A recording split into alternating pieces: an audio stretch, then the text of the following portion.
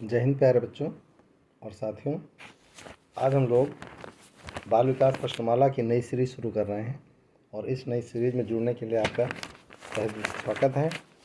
और हम प्रयास करेंगे कि आपको बेहतर से बेहतर प्रश्नों की श्रृंखला लेकर आएँ और आप इन्हें अच्छे से तैयार कर लें। इनके प्रश्न पर तैयार करने का प्रक्रम क्या होगा, ध्यान रखेंगे। हम प्रश्न पूछेंगे, कुछ समय अंतराल आपको समय देंगे। आपको प्रश्न नंबर, उसके सामने ABCD, फिर प्रश्न नंबर ABCD करके जवाब देना है। लास्ट में मैं सबके सवाल के जवाब देता चलूँगा, आप अपना मिला लीजिएगा कि आपकी स्थिति क्या है, परफॉर्मेंस आप कैसा कर पा रहे हैं। तो आज की सीरीज़ में केवल मैंने 18 क्वेश्चन लिए हैं, क्योंकि आपको अच्छे से पता है कि आपके क्वालिफाइंग जो मार्क्स होते हैं वो 60% होते हैं। तो हमने 60% को ध्यान में रखकर प्रश्न बनाया है। 30 सवाल आते हैं, 30 का थर्ड 60% हुआ 18। तो आपको 18 क्वेश्चन केवल आज मिलेंगे। कल से हम धीरे धीरे करके प्रश्नों की संख्या 30 लेकर आएंगे, लेकिन आज 18 प्रश्न रैपिड करने हैं, तेज़ी से करने हैं, समय का ध्यान देते हुए। और उम्मीद है कोई भी ऐसा प्रश्न नहीं होगा जो हमने आपको क्लास में नहीं पढ़ाया होगा। तो आप प्रश्न का जवाब देंगे ABCD के रूप में। फॉर्मेट ध्यान रखिएगा, एक आप सवाल नंबर, उसके आगे ABCD, जो भी आपको सही लग रहा है। हम कुछ सेकंड का आपको अंतराल पे जवाब देंगे, समय देंगे। आप उस अंतराल में आप तैयार करके हमको जवाब देंगे, नीचे कमेंट बॉक्स में हमारे साथ कंटिन्यू चलेंगे। तो सबसे पहले बिना देर किए हुए आप अपने टॉपिक पे आ जाएं। पहला सवाल है आज हमारा प्रश्नमाला का, बच्चों के विकास की किस अवस्था को सबसे कठिन माना जाता है। सवाल है, बच्चे के विकास को किस अवस्था को सबसे कठिन माना जाता है। तो यहाँ पर चारों अवस्थाएं आपको पता है। सबसे पहली होती है शैशवावस्था, दूसरी होती है बाल्यावस्था, तीसरी होती है किशोरावस्था और अगली होती है प्रौढ़ावस्था। जल्दी से ABCD में जवाब दें, नीचे सवाल हम बढ़ रहे हैं। सबसे पहले आप ऑप्शन में मिलेगा बाल्यावस्था, शैशवावस्था, किशोरावस्था और प्रौढ़ावस्था। ABCD में से आपको जवाब देना है। ये प्रश्न पत्र छप नहीं पाया है नीचे, जल्दी से इसमें जवाब दें। सवाल क्या है, ध्यान से फिर लें। किस अवस्था को सबसे कठिन माना जाता है। तो इस सवाल का जवाब होगा किशोरावस्था, यानी C ऑप्शन। अगला सवाल देखिएगा। अगला सवाल है, स्टर्न के अनुसार खेल क्या है। ध्यान से सुनेंगे, स्टर्न के अनुसार खेल क्या है। नंबर 1, खेल एक जन्मजात प्रवृत्ति है। खेल कार्य में एक प्रकार का मनोरंजन है। खेल वह है जो हम करते हैं। खेल एक ऐच्छिक और आत्मनियंत्रित क्रिया है। ABCD में से आप जवाब दीजिए।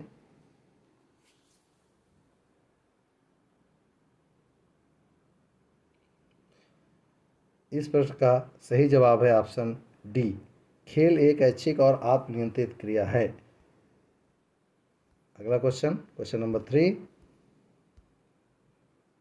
चिंतन शक्ति का प्रयोग करने का अवसर इनमें से किससे मिलता है।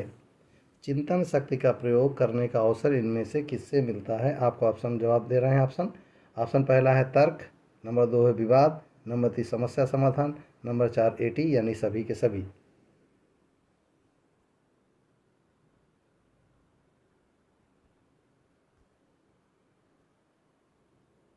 इसका जवाब होगा उपरोक्त सभी। चिंतन शक्ति के लिए तर्क का होना आवश्यक है, वाद विवाद माने डिबेट, समस्या समाधान ह्यूरिस्टिक मेथड, ये सभी के सभी चिंतन के लिए आवश्यक तत्व होते हैं। ध्यान से सुनेंगे। अगला सवाल है, बालक को दाएं बाएं का ज्ञान किस अवस्था में हो जाता है। याद करिए, CJ में प्रश्न आया छत्तीसगढ़ में, अगर पूछा गया दाएं बाएं का ज्ञान किस अवस्था में हो जाता है। नंबर 1 36 वर्ष, 3 वर्ष, 4 वर्ष, यस, और 18 वर्ष। आपको जवाब देना है इन चारों में से ऑप्शन में से कौन सा होगा। तो इस सवाल का जवाब होगा दाएं बाएं का ज्ञान किस अवस्था में हो जाता है। इसका जवाब होगा ऑप्शन B, 3 वर्ष की अवस्था में बच्चे को दाएं बाएं का ज्ञान हो जाता है। सवाल नंबर 5, एक समूह की बनावट का अध्ययन करने में प्रयुक्त होती है। एक समूह की बनावट का अध्ययन करने में प्रयुक्त होती है, ऐसे प्रश्न आपको मिलेंगे, क्योंकि वहाँ पर आपको सारे प्रश्न वही नहीं मिलेंगे जो प्रश्न किताबों में हैं। सबसे पहले समूह की बनावट का अध्ययन, यानी एक ग्रुप आप बनाने जा रहे हैं, उसमें किस जात के, किस धर्म के, किस संप्रदाय के, किस वर्ग के, किस उम्र के, किस क्लास के। अगर आप ऐसे बच्चों का एक समूह ले रहे हैं तो आप उसमें किसको ध्यान में रखेंगे। नंबर 1 प्रश्नावली विधि, नंबर 2 साक्षात्कार विधि, नंबर 3 व्यक्ति इतिहास यानी केस स्टडी, नंबर 4 है सोशियोमेट्री या समाज मिति।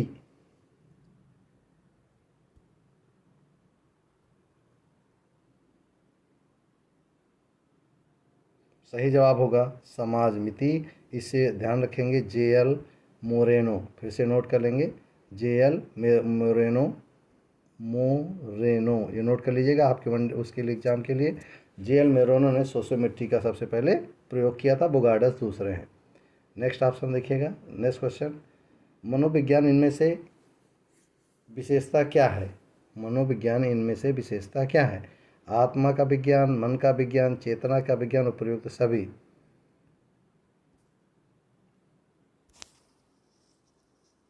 यस,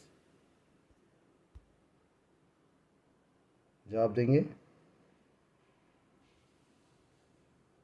इसका जवाब होगा डी, सभी के सभी। ठीक, क्योंकि अब इनमें से आत्मा का विज्ञान भी नहीं है, मन का विज्ञान भी नहीं, चेतना का विज्ञान भी नहीं है, तो ये वास्तव में तो ये व्यवहार का विज्ञान, लेकिन ऑप्शन में क्योंकि है नहीं तो हम इनमें से सभी को लेंगे, किसी एक को छोड़ नहीं सकते। ठीक, सवाल नंबर 6 था। 7 पे आइए।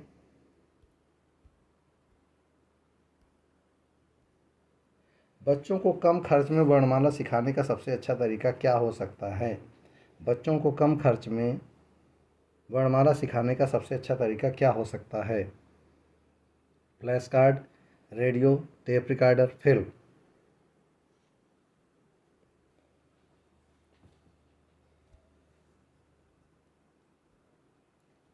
इस सवाल का सही जवाब होगा फ्लैश कार्ड। फ्लैश कार्ड क्या होते हैं? कागज़ के छोटे छोटे टुकड़े होते हैं। इन छोटे छोटे टुकड़ों में जैसे हमने यहाँ का लिख दिया, खा लिख दिया, गा लिख दिया, घा लिख दिया, और सामने उसी के इसी आकृतियों के सामने बोर्ड पे आकृतियाँ पहले से बनी होती हैं, का खा गा गा। बच्चे फ्लैश बोर्ड से इसको आकृतियों को मिलाते हैं और उससे आसानी से सीख जाते हैं वर्णमाला को। या इसी की समझ, जैसे का है तो कबूतर की एक आकृति बनी होगी और जाकर बच्चे का से कबूतर को जोड़ने का प्रयास करते हैं, इसे हम फ्लैश कार्ड कहते हैं। ठीक, अगले सवाल का आपको जवाब देना है। सवाल है, छोटे बच्चों को ज्ञानेंद्रियों की क्रियाशील बनाने के लिए, छोटे बच्चों की ज्ञानेंद्रियों को क्रियाशील बनाने के लिए नंबर 1, कक्षा में शांत बैठने को कहेंगे, उन्हें पढ़ाते रहेंगे, खेलने को प्रेरित करेंगे। नंबर 4, स्कूल का छोटा मोटा कार्य देंगे। क्वेश्चन नंबर 8, ज्ञानेंद्रियों को क्रियाशील करने के लिए आप क्या करेंगे?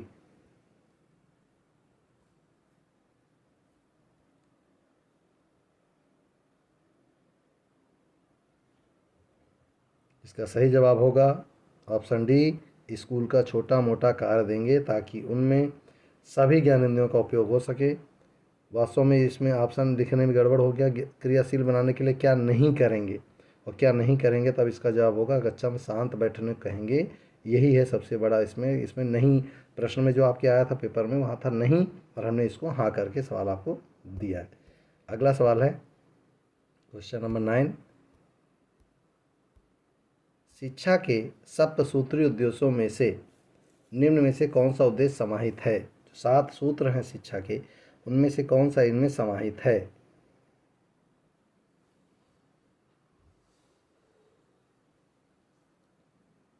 नंबर 1, मानवीय संबंध। नंबर 2, आत्मसम्मान। नंबर 3, चारित्रिक विशेषताएं। नंबर 4, आर्थिक संपन्नता। आपको जवाब देना है कौन सा उद्देश्य शामिल है। तो इसका जवाब होगा ए, मानवीय संबंध। शिक्षा का सबसे बड़ा कार्य मानव बनने की प्रक्रिया को पूरी करना है। इसका जवाब होगा ए। 10वां सवाल, सवाल नंबर 10, विद्यालय की गुणवत्ता को अधिक प्रभावशाली बनाने के लिए जरूरी है, विद्यालय की गुणवत्ता को अधिक प्रभावशाली बनाने के लिए जरूरी है।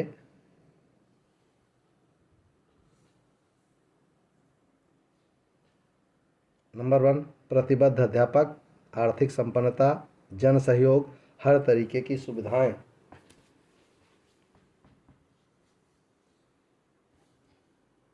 सही जवाब होगा ऑप्शन ए, प्रतिबद्ध टीचर यानी डेडिकेटेड टीचर।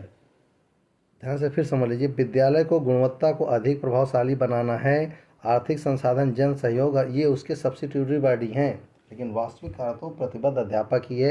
यदि एक अध्यापक चाहता तो उस विद्यालय की दशा दिशा दोनों ही चेंज हो सकती है। ठीक, आगे क्वेश्चन नंबर 11, निम्न में से कौन सी कला होनी, शिक्षक में कौन सी कला होनी चाहिए?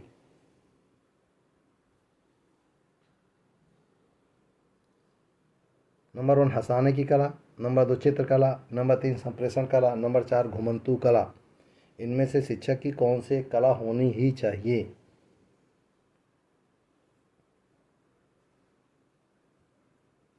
इस प्रश्न का सही जवाब होगा संप्रेषण कला, यानी कम्युनिकेशन स्किल। एक शिक्षक भले ही उसे बहुत ज़्यादा ज्ञान ना हो, फिर मैं रिपीट कर रहा हूँ, प्राथमिक शिक्षा में ज्ञान से अधिक महत्व रखता है संप्रेषण कला, अपनी बात बच्चों तक पहुँचाना या धैर्य की मात्रा। तो 11 का ऑप्शन होगा सी।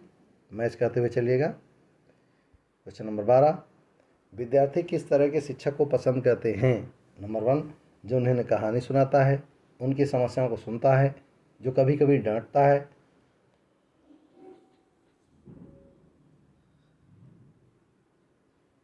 नंबर 4 जो खेलने को प्रोत्साहित करता है, उत्साहित करता है।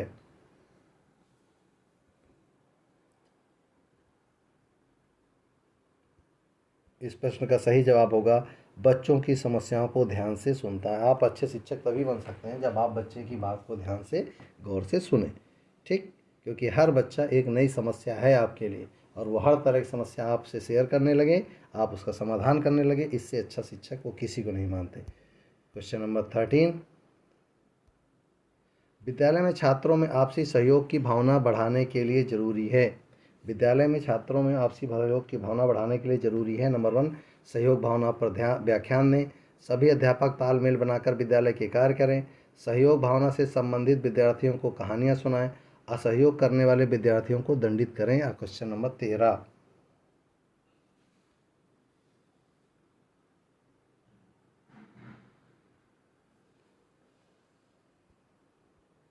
इस प्रश्न का सही जवाब होगा क्वेश्चन नंबर 13 का बी ऑप्शन, सभी अध्यापक तालमेल बनाकर विद्यालय के कार्य करें। क्यों?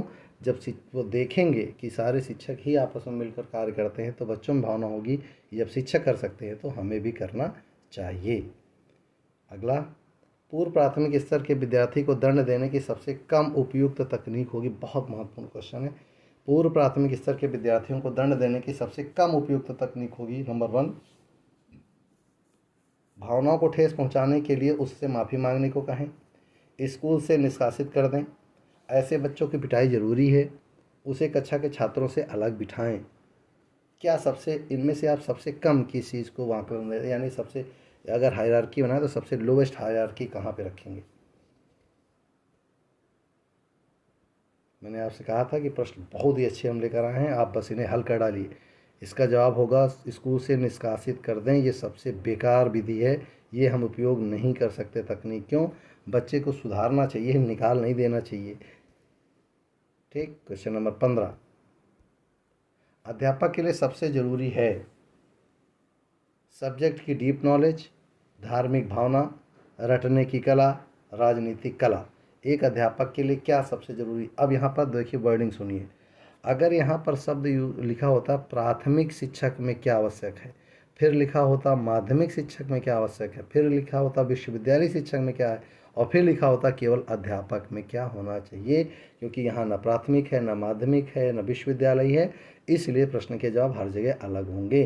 तो यहाँ अध्यापक शब्द जब यूज करेगा तो हमको जवाब देना होगा सब्जेक्ट की डीप नॉलेज, अपने विषय का उसको ज्ञान होना चाहिए। लेकिन अगर यहीं पर प्राथमिक शब्द, ध्यान से फिर सुन लें, अगर यहाँ पर शब्द प्राथमिक अध्यापक लिख दिया जाए तो उसके लिए सबसे महत्वपूर्ण होती है धैर्य। प्राथमिक शिक्षक के लिए सबसे ज़्यादा जरूरी क्या है? उसके अंदर धैर्य की भावना हो, क्योंकि छोटा बच्चा आपको बहुत ज़्यादा आपसे प्रश्न पूछेगा, बहुत सारी बातें आपसे करेगा, आप इरिटेट हो जाओगे। तो सबसे ज़्यादा चीज़ होनी चाहिए धैर्य की भावना। चलिए अगला क्वेश्चन बहुत महत्वपूर्ण, सरल अध्यापक की पहचान है। फिर से रिपीट कर रहा हूँ, सरल अध्यापक की पहचान है अनुशासन में कठोर होना, कर्तव्यनिष्ठ होना, समय की पाबंदी, विद्यार्थियों में भय पैदा करना। क्वेश्चन नंबर 16,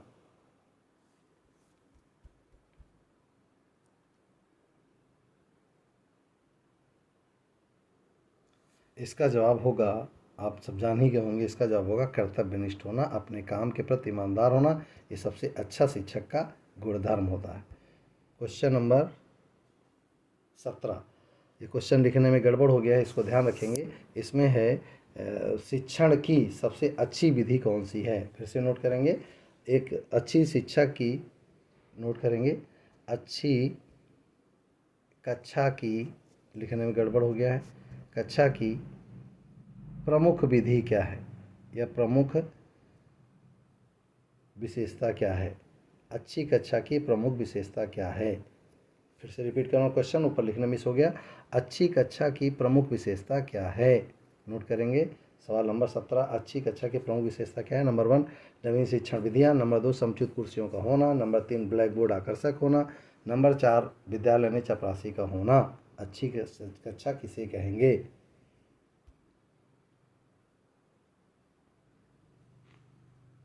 सवाल का जवाब होगा नवीन शिक्षण विधियाँ। जिस भी कक्षा में नवीन शिक्षण विधियाँ यूज होती हैं वो सबसे अच्छी कक्षा मानी जाती है। और आज का लास्ट क्वेश्चन, प्रोजेक्ट प्रणाली में अध्यापक का स्थान है। प्रोजेक्ट प्रणाली में अध्यापक का स्थान है नंबर 1 परिधि, नंबर 2 ऊपरिगामी, नंबर 3 सैद्धांतिक, नंबर 4 अनुमानित। प्रोजेक्ट मेथड आप अच्छे जानते हैं, आर्मस्ट्रांग इसके फादर हैं, आप अच्छे से नाम लिखो। किलपैट्रिक नाम सुना है आपने प्रोजेक्ट मेथड, तो उन्होंने किसको आधार माना, ज़रा जल्दी जवाब दीजिए।